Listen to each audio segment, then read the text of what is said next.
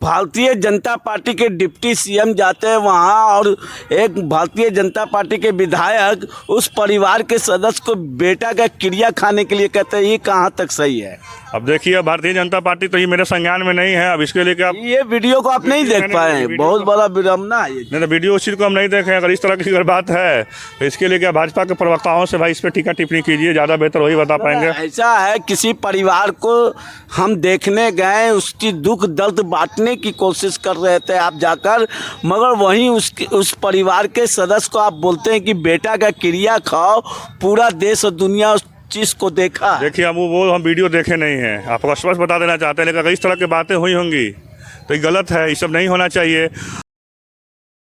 आज पटना में मौजूद हूँ जहां लोक जनशक्ति पार्टी के दिनेश पासवान जी प्रदेश प्रवक्ता, उनसे जानने का कोशिश करेंगे। कुछ दिन पहले आरा में लोक जनशक्ति पार्टी का रैली था। उस रैली के दरमियान पूर्व मुख्यमंत्री और केंद्रीय मंत्री जीतन राम मांझी कहते हैं कि ये आदमी जो है लोक जनशक्ति पार्टी का बुलाया हुआ, ये भाड़े पे का आदमी है। मैं जानना चाहता हूं कि एक ही गठबंधन में एनडीए में क्या सब कुछ नहीं सही चल रहा है क्या नेताओं के बीच में? देखिए, एनडीए घटक दल में सब कुछ ठीक ठाक चल रहा है। और बात रही आदरणीय बिहार के पूर्व मुख्यमंत्री और भारत सरकार के केंद्रीय मंत्री आदरणीय जीतन राम मांझी जी, देखिए हमारे बुजुर्ग हैं और उनका हमेशा हम लोग को आशीर्वाद मिलता रहा है।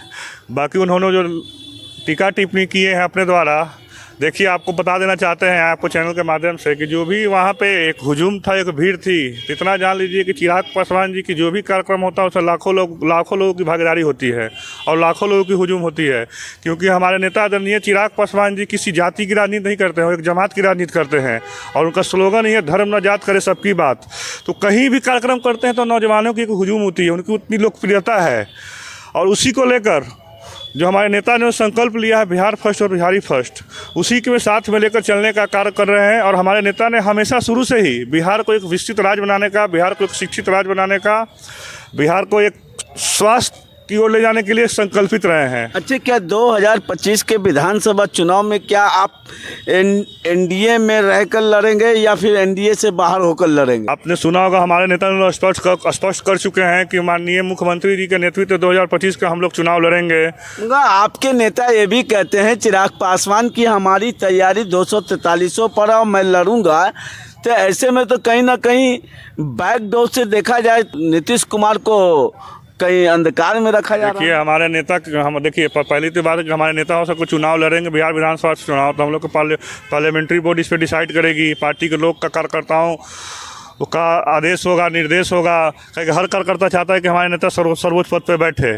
और बात रही आदरणीय चिराग पासवान जी की चुनाव लड़ने की, तो हमारे नेता आने वाले चुनाव में अगर पार्टी चाहेगी, संसदीय बोर्ड अगर तय करेगी तो हमारे नेता चुनाव लड़ेंगे। और हमारे नेता को चुनाव लड़ने से ये भी हो कि हमारे गठबंधन दल को ही फायदा हो। आपके नेता सुरक्षित सीटों से नहीं लड़ना चाहते, जनरल सीटों से। आपको बता तो देना चाहते हैं कि हमारे नेता किसी जाति के तो नेता है नहीं, जमात की राजनीति करते हैं, तो सामान्य सीट से ही चुनाव लड़ेंगे। और सामान्य सीट से चुनाव लड़ने का ये भी वो गठबंधन धर्म को ही फायदा मिले। और बात आपने ये कहा कि 243 सीट पर, देखिए हमारे दल की 243 सीट पर ही चुनाव लड़ने की तैयारी है। इसलिए लड़ने की तैयारी का अगर मान लीजिए कि हम कुछ सीट पर चुनाव लड़ते हैं, हमारे गठबंधन दल के लोग अलग जगह पर चुनाव लड़ेंगे, अलग सीटों पे, तो उनको हम फायदा देने का काम करेंगे। जिस चीज़ पे हम चुनाव लड़ेंगे वहाँ गठबंधन धर्म के दलों का उनके प्रति हमको वहाँ पे लाभ मिलने का प्रयास होगा। तो इस सीट को लेकर हमारी पार्टी का 243 सीट पे ही तैयारी है। मगर देखा जा रहा है कि लगातार 2 वर्षों से लगातार पूरा मुखर होकर लोक जनशक्ति पार्टी के कार्यकर्ता हो या एनडीए घटक दल के भारतीय जनता पार्टी के नेता लोग हों, तमाम लोग कहीं ना कहीं महाराष्ट्र में जो हाल शिंदे के साथ किया गया, वो हाल कहीं ना कहीं नीतीश कुमार का बिहार विधानसभा चुनाव 2025 के बाद होने जा रहा है और चिराग पासवान को ही मुख्यमंत्री बनाने की बात कर रहे हैं लोग। नहीं, ये बात तो आपको बताने जाता है कि हमारे नेता तो स्पष्ट कर चुके हैं और हर मन से कह चुके हैं कि 2025 में हम फिर 2025 माननीय मुख्यमंत्री जी के नेतृत्व में ही चुनाव लड़ेंगे। 2025 फिर से नीतीश और 225 सीट जीतकर हम लोग 2/3 बहुमत के साथ हम लोग एनडीए का सरकार बनाएंगे। चलिए, आप 2024 में लोकसभा चुनाव के दरमियान में 400 पार का नारा लगाने वाली आप लोग एनडीए के घटक दल हैं, क्या 400 पार तो पार नहीं कर पाए, मगर लंगड़ी सरकार जरूर ढूंढ पाए। लंगड़ी सरकार नहीं कह सकते, एक मजबूत सरकार कह सकते हैं। और बात रही बिहार की, तो बिहार में हम लोग 40 सीट में 31 सीट देने का काम किए हैं।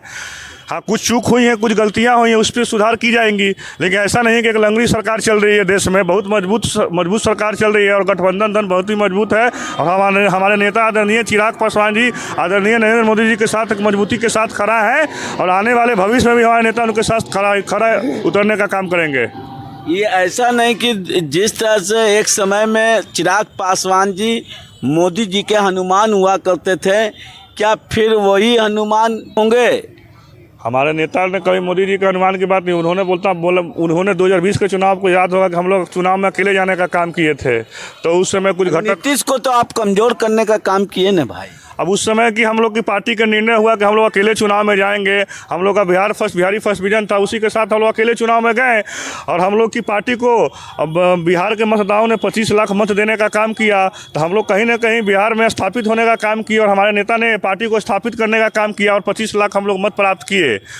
चलिए दिनेश भाई जी, लास्ट सवाल आपसे है कि आप लोक जनशक्ति पार्टी के दिनेश भाई प्रदेश प्रवक्ता हैं। हम पूछना चाहते हैं कि जो 2025 में 2024 में लोकसभा के दरमियान में जो आपको जनाधार 100% का स्ट्राइक रेट आपका रहा बिहार में, और बिहार के लोग ने 5 में से 5 सांसद दिए, मगर ये 5 सांसद क्या बिहार के उन कोनों से जीत कर गए हैं?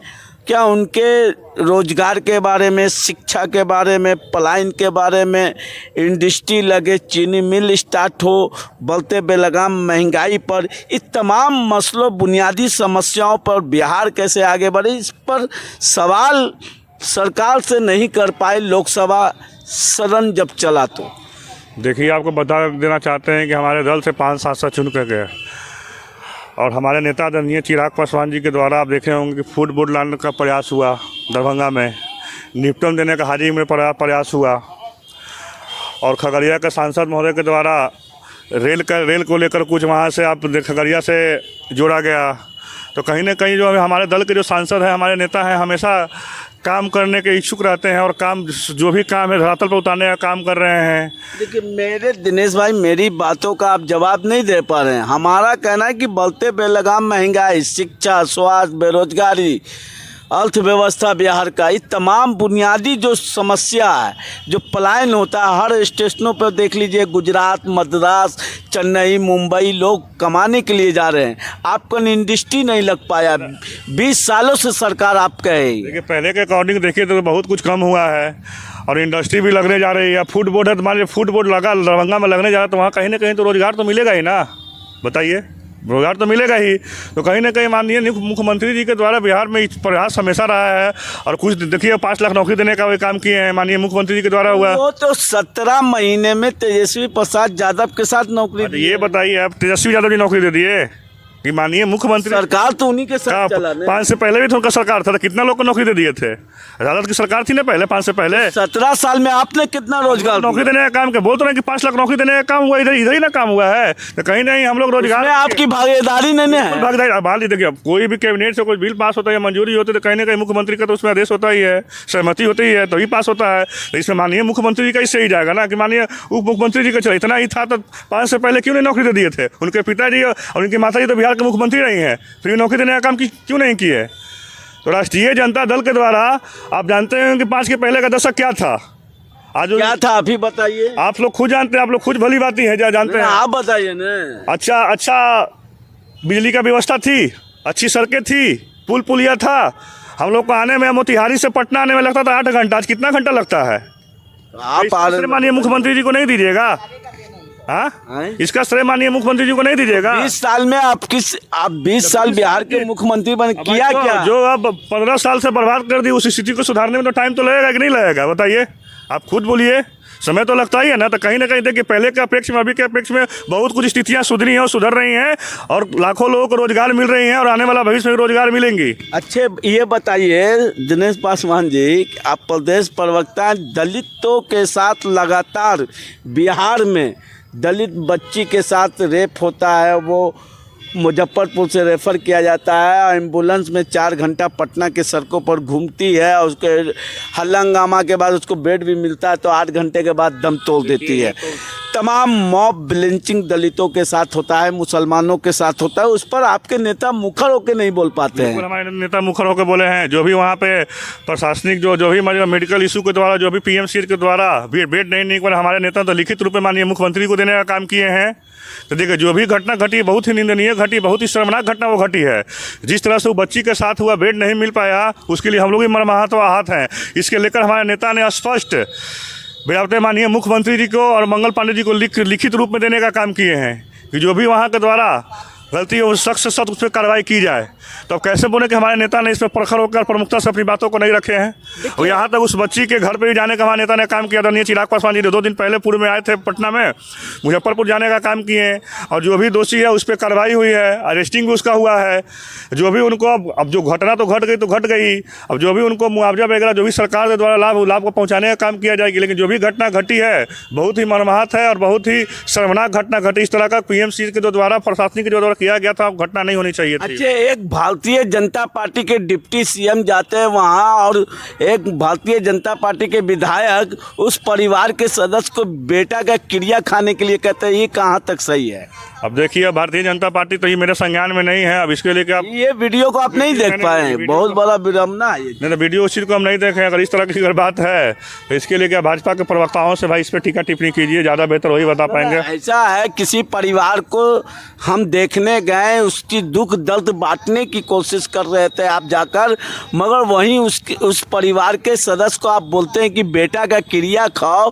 पूरा देश और दुनिया उस चीज़ को देखा। देखिए हम वीडियो देखे नहीं हैं, आपको स्पष्ट बता देना चाहते हैं। लेकिन अगर इस तरह की बातें हुई होंगी तो ये गलत है, ये सब नहीं होना चाहिए।